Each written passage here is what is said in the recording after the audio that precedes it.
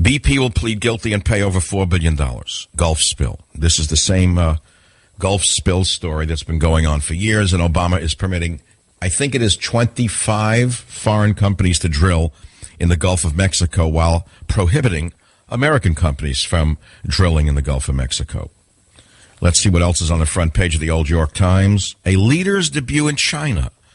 China's new leader Xi Jinping spoke of addressing problems in the ruling party, but his team, see now communists are a team, like the Yankees, like the Oakland A's, to the deracinated lunatics at the New York Times, no mention of communism, no mention of harvesting of organs, no mention of the terror that goes on in the average person's life in China.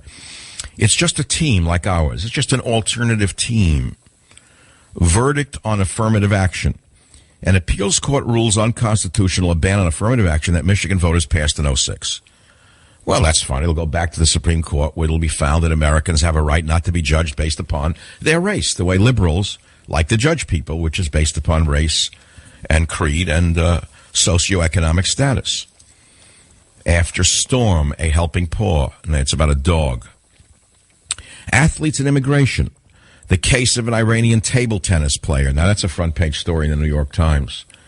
The case of an Iranian table tennis player, I think that's known as ping pong, has raised questions about what an athlete must achieve for preferential entry into the United States. Oh, I see. We didn't let an Iranian ping pong player in, so we must be racist and bigoted against Iranian ping pong players.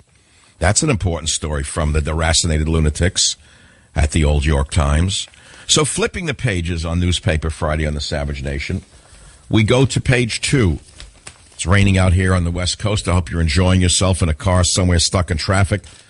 Earning money. Let's see what month it is now. November 16th. That means you've worked all of 3 or 4 months for yourself thus far. January through June, you work for Obama. July through August, you work for your local state and city governments.